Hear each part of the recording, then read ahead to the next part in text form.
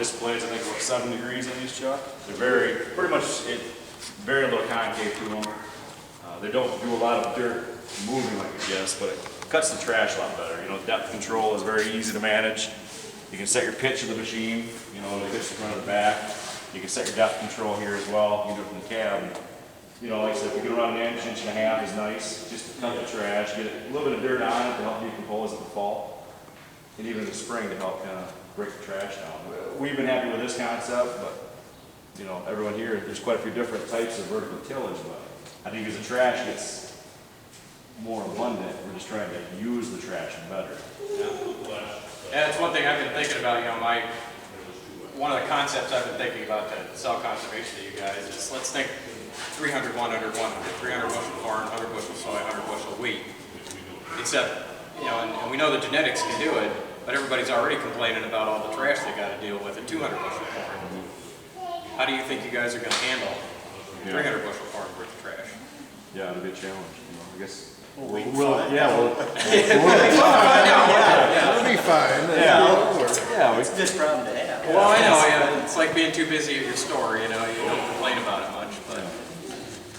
You know, even our soil filter, we haven't used, as you can see how shiny it is, you know, but it was in our shed for the last 3 years. We moved it over here, but we'd always have trouble with it plugging up. You know, if we tried to fix a spot, all it does is pull stalks in a pile, leave rudge, you know, leave piles, and you don't do any good, you know.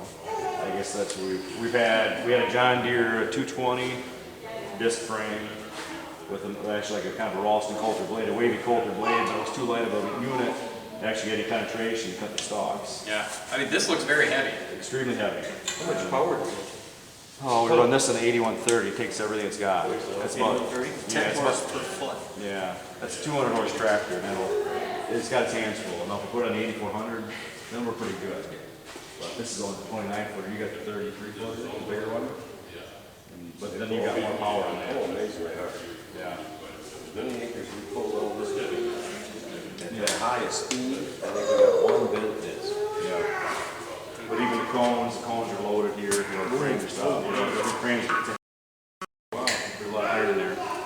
Terrible hard. The problem is if you get stuck, you can fold it up. The wheels will go down. This will get stuck before the tractor will.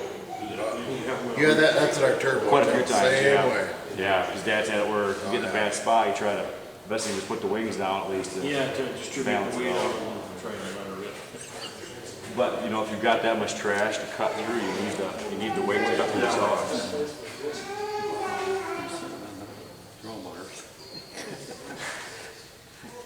Any questions? Other experiences people are having with this stuff? But again, 3 to 4 inches at the most here. Two is plenty.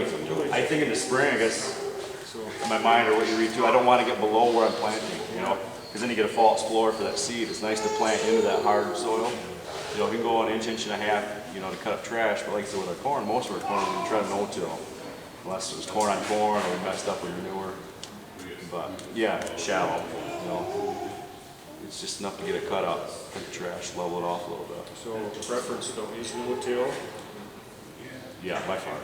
and no-till means no-till. Not Yeah. hitting the first Bean stubble, you know, beautiful. I Yeah, don't want to bean touch it. stubble. Yeah. Corn on corn, you can run between the corn rows. But this is actually, say you're doing beans with this, it's actually making no-till work better the year next year. But you got a lot leveler seed bed. Yeah. These, And it broke down that residue that you're actually planting into. The 2-year residue is broke down more, so when the corn planter goes back into that bean stubble, we're not seeing as much of that residue in the soil after beans before we used to run these tools. That makes sense? you still see it. Yeah, you can still see corn, beans, corn. You can still see the corn from 2 years ago. Right, But not as bad. We're seeing less of that now when we go back to corn after beans. Hey Jim, is there any other options as far as that bar? Some of these units got the straight Yeah, blade on the no, back. you got a different. You could explain it with Farland. That's kind of another concept of the same idea. Yeah, my McFarland has the disc on the front. Mine are probably not quite as dished as these. And then it's got, it's a knife system in the Yours back. is more of a rolling knife. It's a rolling knife, and then it goes to some tines, and it's got a basket behind it. You know. turbo tills actually, we got 2 rows of wavy blades, and then like a harrow that's, they call it kind of like a phoenix. It's got spikes, Okay. the spikes that roll, and they're kind of on a little bit of an angle, and then a rolling harrow. Yep. And actually, next week, we'll see Bob's Kelly Diamond Hero, which has blades like this, but they're welded on some big, heavy chains. Oh, that might win for the coolest looking implement ever. Strange. It's weird looking, but I don't know why it works. Did you just buy it? We're flattening out after a gentle. We're using it differently. Did you just buy it out of Burnett's? Yeah. They had one at Cooper's though. That thing's impressive looking. You know, got closer at it by him. He was really impressed, even on chisel block ground. It levels and just stays shallow. Yeah. It's pretty, it picks rocks up and throws them in. That's about all the color tractor was good for, was replanting rock. Yeah. That was a rock planter. But it's what's true because it's such a sharp angle. Same side road. So we'll leave it a little rougher on top, but it does close up stuff. Or a fuel cultivator, you're always opening and you have those holes under there. Okay. And so it's just really nice for leveling trash. It throws it up and spreads it out. Will be something to try to use in the fall, you think? You'll come through with the drag, like putting the new one on, will you follow the fall, or level it off again, or no? We haven't thought about it in the fall because our gentle does not. Okay. Trash is not. Put manure on with the gentle. What heat does that go? Gentle? Yeah, 6 to 8, but it just, most of that's stuff. it's real similar to the Airway. Airway. Yeah, it's almost the same. Just wondering why it's so heavy, why you build it so heavy. Then just cut the, yeah, cut the trash. Just to make sure that it stays right there and it doesn't float on Our old anything. disc, I remember we tried that one off in Burnham's 2 years ago, and then we had our old disc, we just pulled it out of the shed to get the rust off it. Dad run across with this, and they had the disc just to shine it up, and I couldn't get it cut through the trash. You know, they don't have the weight. That's why they. And then the sharper the blade, that takes a lot more to get that to cut, you know, or a straighter blade. And then McFarland did a good job on trash, stocks. It's quite impressive what you're going across too, with real size. They're all the same. All the same. How about 2,000 a foot? Yeah, I'll bet every one of them's about that. 2,000 a foot, you said? Yep. I'm telling you, just put a fence around that farm and we'll turn them cows loose and you can sell all your iron.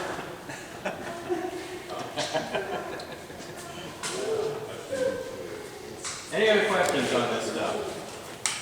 I've heard some of the guys who've run these a while, the blades get dull. Have you heard that at all? Where they don't want to cut good? I'm sure they wouldn't. I think that's the case turbo disc. That's the one, they have a sharpening system for that. That's a wavy blade. But Yeah. that's a lot more aggressive of a disc as far as the angle. We tried out one of them, and I wasn't real impressed. One McFarland just traded in, and they were in about an inch gone already, and I could tell they weren't doing to what they should do. How many years did you use it then?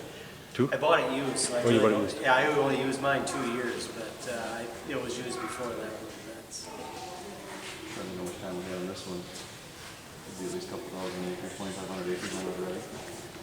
You know, these are off the foot blade, and I'm sure new set of blades have got a lot better, but time will make its difference. China, yeah. Just like the corn planter, I mean, it's worth putting new iron in the corn planter every year if it's gonna make it an advantage, you know, get the good cut. At least see one back before you had to change it because of an adult. It's Easy now, they sold it. But it wasn't bad on price, it was about $3,000 for new iron on one of these. And, that's what I thought Hoovy, I think. How much? 3? I thought Hoovy did that when we picked up, about $3,000 for new iron. Who on we one. bought one of these? Yeah, it was actually that one demo that Burnham's had for sale, that online auction that Burnham's did. Oh, He got one, he got that one. So do you guys use a chisel plow now? Don't need one, do you have one? Still got one. Hasn't- Sitting I haven't used it in No. 10 years. 10 I years? pulled it out 2 years ago. We did a mud pit for mud football for the youth group. That's the first time it's come out of the barn in a long time. Fuel cultivator, you have a fuel cultivator? Yeah, you got a fuel It's ours, and that's, as you can see how shiny they Yeah, are. it's just basically, yeah. Yeah. They're good for leveling around. Yeah, I was just Yeah. gonna say leveling out. If we messed up in the end of the field or something like that, but this will do a pretty good job too. The only time we really gotta get aggressive, we're doing a lot of field tiling on all of our ground. And, about the second year, we gotta come back in, just be a little bit more aggressive. Herbert and me have been talking this back and forth, what just the best way to approach that, cause you got almost perfect seed bed, but you still got all the divots from the tile lines. And you really hate messing it up, but you don't wanna be bouncing across those divots either. About one of those little deals they make for filling in, Well, Sand you pit can fill them in tracks. and you get it leveled off the first year, but then after a year, they settle in. right. It's that second year that you gotta deal with. So our approach this past year, Swap probably just to, right, is we ran the RTS last fall across that, well, we had a couple fields, we ran RTS. And then I sent the chisel plow out, but we only had the chisel plow just enough to move the dirt. And then we've got an extra set of tines on the back of the chisel plow, and we ran the RTS behind that, and that was our system. How far apart are you putting tile now when you're no-tilling or tillage? 30, I'd say, is probably a pretty. Well, we're doing everything at 40, and then where we run into wet spots in the field, we split them at 20. I just had some field done here 2 days ago, we put them in at 30 foot on that. So the idea of no-till making your drainage better, you need drainage. You need a drainage system in place to begin with. I think you should, if you own the land, you should be putting tile on it anyway. I agree. We're tiling ground that we don't own, that we're renting, we're tiling. And it just makes farming so much easier. it makes the window a lot more even, at the time when you can be out there, so wait for 2 wet spots. Help them out, we've done a lot of that, just tile, at least the bad areas and fields that are running even. Nitrogen utilization.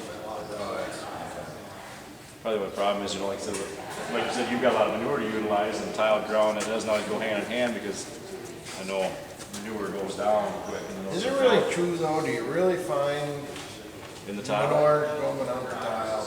That's a kind of a question. I know it's a bad subject, but Yeah. I've always been under the impression you'd much rather have the manure go down through tile and wash away on top.